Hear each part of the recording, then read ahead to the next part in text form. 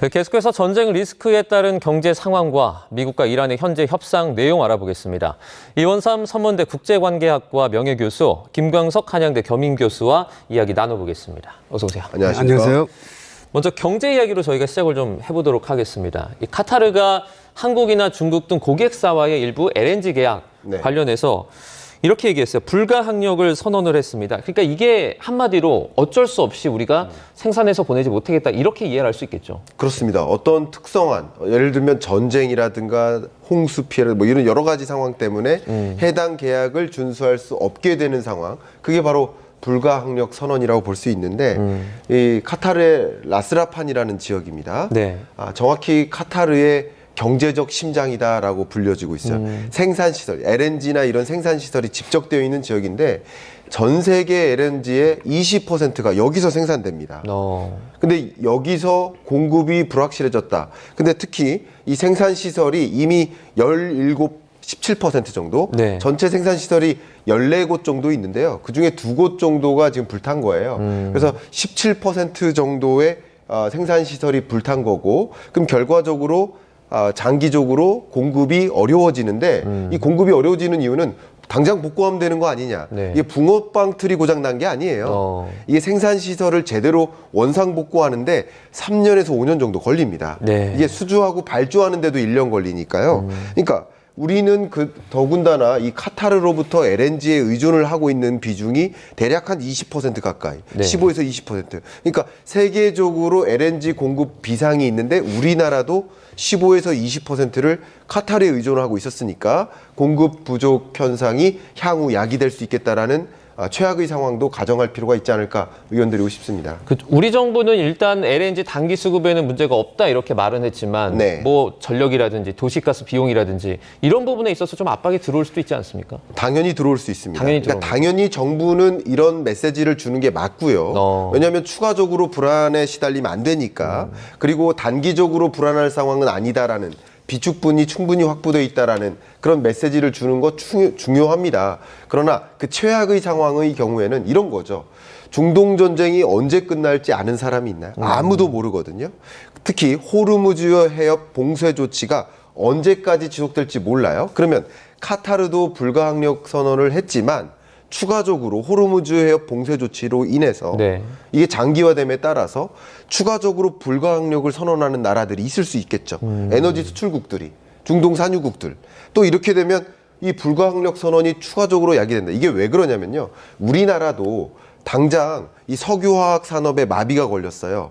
그러면 석유화학 산업 내에서 예를 들어서 우리나라도 나프타를 생산을 하거든요. 그럼 나프타를 이용해서 만드는 그 밖의 원자재나 용기 이런 거 수출하지 말도록 조치를 취하고 있습니다. 왜냐하면 우리나라가 더 우선이니까. 제가 무슨 말씀드리냐면 지금 산유국들, 에너지 수출국들도 자기 나라가 더 우선 고민이 되는 거예요. 그러니까 수출할 때가 아닌 거예요. 이런 게 소위 말하는 보호무역 조치인데 보호무역 조치로 수출을 막는 조치. 이런 것을 단행하다 보니까 결국 최우선 공급 대상국이라고 하더라도 공급 제동이 걸릴 수 있는 겁니다.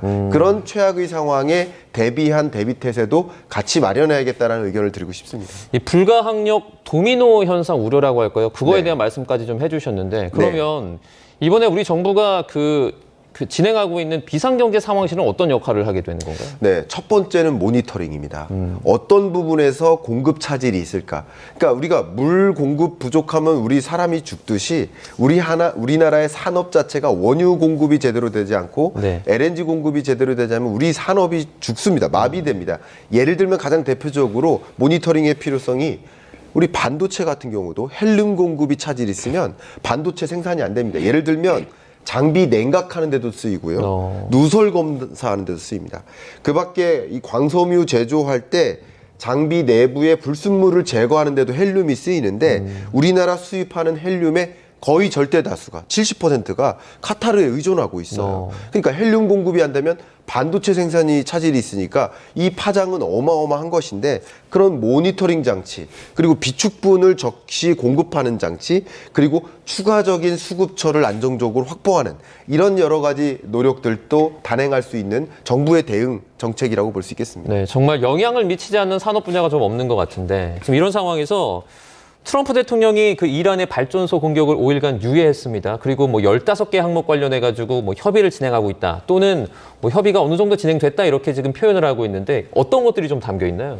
그 15개라는 것은 1기 트럼프 행정 때에서부터 이란한테 요구했던 그 사항들입니다. 그때서부터 한 12개 정도를 요구하고 있다가 이제 최근에 이제 현 상황을 방한형해서 이제 세부적인 거 3개 정도 더 놓은 그런 거였는데 근데 결국 뭐 비슷비슷합니다. 그러니까 뭐 핵시설을 염두에 둔 거는 뭐 1, 2, 3번에 배치해 놓고 이런 건데 그러니까 이걸 주제별로 나누면 이제 크게 한 6가지 정도인데 그러니까 핵에 관련된 거, 그다음에 탄도미사일에 관련된 거, 그다음에 핵시찰에 관한 거, 그다음에 호르무즈 해협에 관한 거, 그다음에 뭐 인권 문제라든지 뭐 이런 것들인데 먼저 하나하나 보게 되면 그 핵에 관한 것들은 핵무기를 포기해라 뭐 이런 겁니다. 근데 이 트럼프 대통령도 핵무기를 포기한다고 얘기를 했다라고 하는데 이란은 핵무기를 가져본 적이 없습니다. 핵무기가 없어요. 핵은 농축이 돼 있지만 핵무기는 안 했거든요. 농축 우라늄이 있는 거죠? 네, 농축 우라늄이 있는 거지 핵무기가 있는 건 아닙니다. 그리고 이건 폭사당한 하메네이도 핵무기는 이슬람 정신에 맞지 않는다 그래서 만들지 않았거든요. 그러니까 뭐 이건 뭐 합의가 굉장히 쉬운 것이고 그 대신 이제 농축 우라늄을 어떻게 할 것이냐라고 하는 건데 이걸 이제 이란 밖으로 빼내야 되겠다라고 하는 건데 이것도 뭐 합의를 하려고 하면 그렇게까지 어렵지는 않습니다. 왜냐하면 2015년에 그 유럽과 어떤 포괄적인 핵 합의를 할 때도 일부를 러시아로 줬거든요. 그러니까 이게 이번에도 그냥 유엔이나 이런 기구를 통해서 간다면 아마 이란이 협상할 의도가 있다면 이게 동의를 할 것이고요. 그다음에 이제 영구적인 뭐 핵시설을 뭐 폐쇄한다. 요 부분은 좀 논란의 여지가 이제 있습니다. 왜냐하면 이제 이란 같은 경우는 안전한 전기 생산을 하기 위한 평화적인 핵은 그건 주권 아니냐. 그러니까 그런 부분들은 인정해야 된다고 주장을 하는데 이것도 뭐 논란은 있지만 뭐 협의가 가능한 것이고 근데 다음으로 문제가 있는 게 탄도미사일입니다. 이 탄도미사일을 지금 그 이란이 갑자기 며칠 전에 4,000km짜리를 쐈거든요. 네네. 이게 문제가 좀 심각한 것이 그동안 이란은 자체 내로 2,000km까지만을 얘기했습니다. 이것은 뭐냐면 이스라엘까지만 이렇게 사정거리에 둔 거였는데 4,000km짜리로 하면 유럽까지 사정거리 안에 들어옵니다. 그러니까 런던이나 파리까지 다 들어오거든요. 그러다 보니까 유럽이 긴장할 수밖에 없고 그러니까 4,000km짜리를 폐기하라는 게 있고 근데 이것도 뭐 이란이 받아들이려면 받아들일 수는 있습니다. 다른 것들이 합의가 된다면.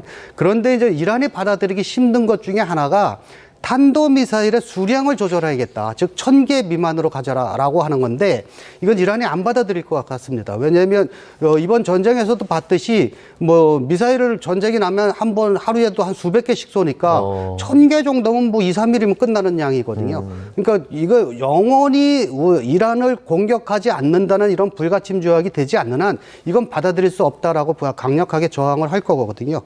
그렇다 보니까 이제 이런 거는 좀 협의가 필요하고요. 그다음에 무제한적인 IAEA의 사찰을 받아라라고 하는데 이건 어느 정도 받아들였었습니다. 그러니까 이 전쟁이 나기 전에 그 협상을 하고 있었거든요. 그래서 그때 이란이 의미가 있는 양보안을 제출했다라고까지 했었거든요. 근데 느닷없이 공격을 하는 바람에 그러니까 이란이 지금 미국을 못 믿는 이유가 바로 이겁니다. 그러니까 협상을 하는 와중에 공격 준비를 하고 있었다. 그걸 지금 와서 또 협상하자는데 그걸 누가 어떻게 믿겠느냐. 이제 이런 문제들이 있고, 그다음에 이제 영내 대리 세력의 지원을 중단하라.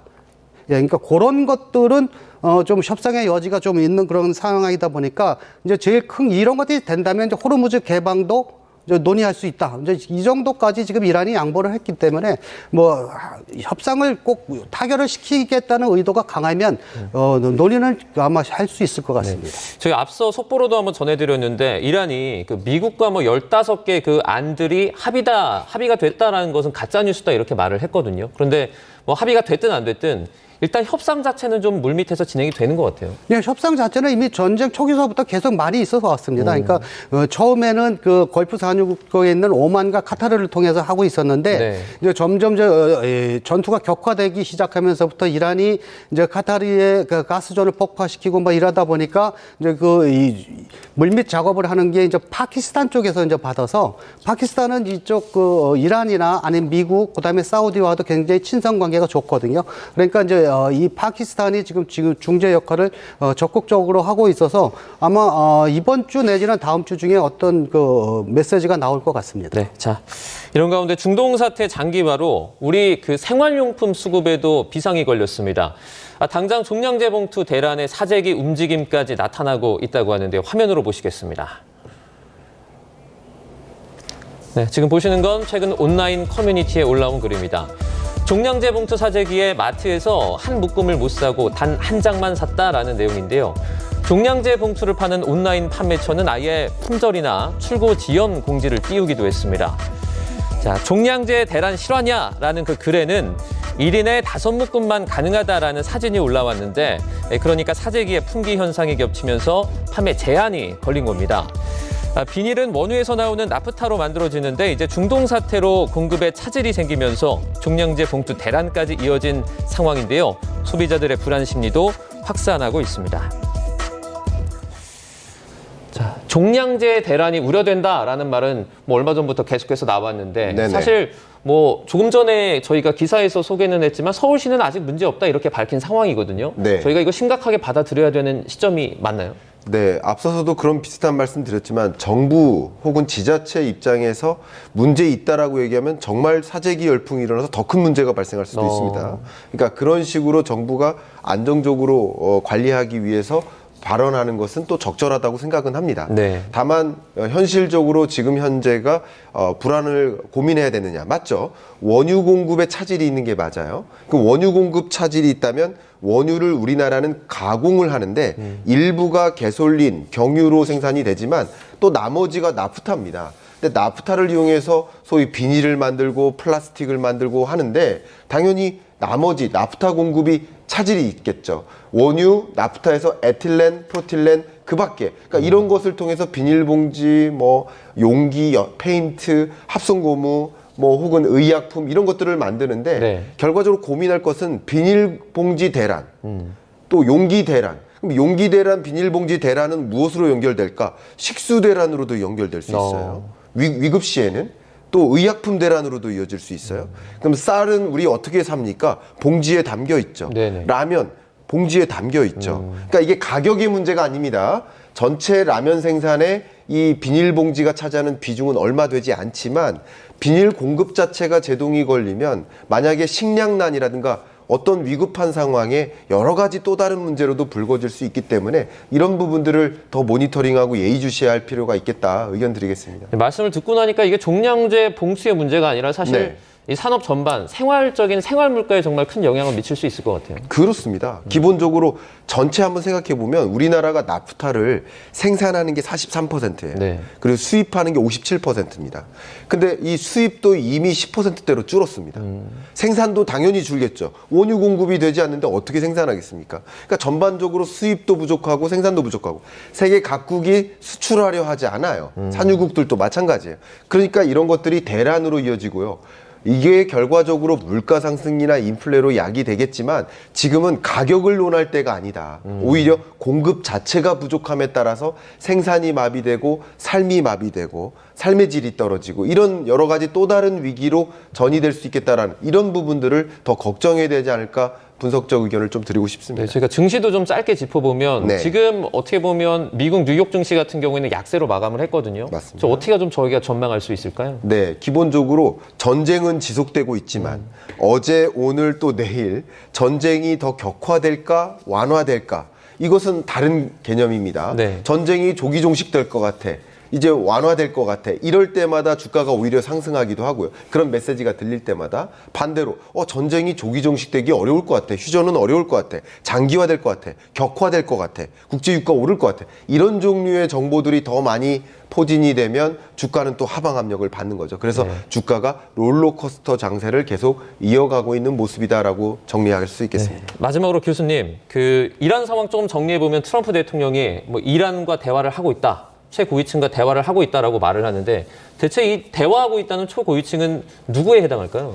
지금 일반적으로 추구하는 것은 미국 쪽에서 원하는 이제 갈리파프 국회의장인데 이 사람은 이 원리주의자지만 굉장히 실용성을 좀 갖고 있는 사람입니다. 네. 그러다 보니까 테헤란 시장도 오래 했고요. 그러니까 테헤란 시장 할 때 지금 있는 그 인프라 구축이나 이런 것들을 성공적으로 해서 어떤 행정 능력도 받고 있는데 과연 지금 그럼에도 불구하고 이 사람이 군부와 실제적으로 그런 소통을 할 수 있느냐. 물론 이 사람도 혁명수비대 출신이긴 하지만 그렇게까지 할 수 있느냐는 것은 아직 미지수거든요. 네네. 그러다 보니까 이 사람이 안 된다면 혁명수비대의 그 실권자와 직접 소통을 해야 된다라고 지금 얘기들을 하고 있는데 이거는 이제 실제로 면담이 이루어진다면 네네. 누가 대표로 나오느냐에 따라 이제 이란의 진짜 실권자가 누군지가 이제 가름할 수 있을 것 같습니다. 네. 그 앞서 사우디가 뭐 전쟁이 끝나길 바라지 않는다 이런 식의 어떤 분석 기사도 있었는데 이 부분은 좀 어떻게 판단하십니까? 오히려 이게 지금 여파가 좀 큽니다. 그러니까 네. 사우디는 지금 모든 매체를 동원해서 우리는 절대로 그런 적 없다라고 이제 필사적으로 부정을 하고 있는데 반해서 네네. 이걸 이란이 잘 안 믿고 있습니다. 그러니까 이란은 믿을 수가 없다. 그러면서 지금 이란 내에서도 외무부는 조금 온건한 내용이 있긴 하지만 혁명수비대에서는 지금 우리가 이제 합법적으로 이란의 정유시설을 칠 수 있는 명분이 생겼다. 라면서 최우선적으로 알주베이라의 석유화학단지나 정유시설을 공격하겠다고 지금 선언을 하고 있거든요. 그러다 보니까 이게 이제 아랍 자체 내에서도 자지라 방송은 굉장히 이건 이제 비판을 하고 있습니다. 이중 플레이를 했다. 그러니까 그러다 보니까 이것이 이제 이란이 어느 정도 참느냐. 이제 여기에 따라 전황이 또 급격하게 변할 변수가 생겼습니다. 네, 알겠습니다. 여기까지 듣도록 하겠습니다. 중동 사태와 관련한 경제적인 부분까지 저희가 자세하게 짚어봤습니다. 이원삼 선문대 국제관계학과 명예교수 그리고 김강석 한양대 경임교수와 함께 이야기했습니다. 고맙습니다. 고맙습니다. 감사합니다.